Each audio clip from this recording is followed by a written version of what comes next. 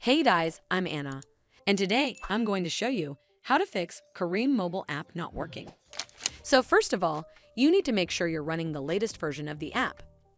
Open up App Store on your device, and then tap on this search icon in the bottom right corner. Then search for the Careem mobile app.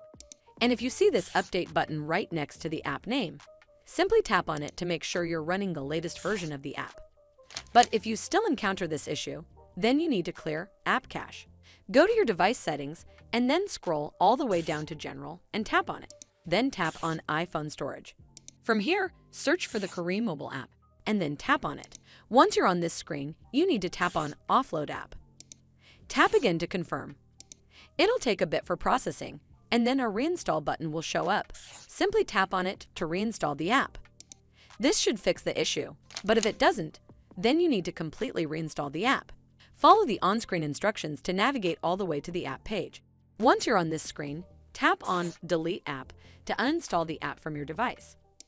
Once uninstalled, you need to open up App Store and then search for the Careem mobile app right over here in the search bar, and then click on this Get button to install it back on your device.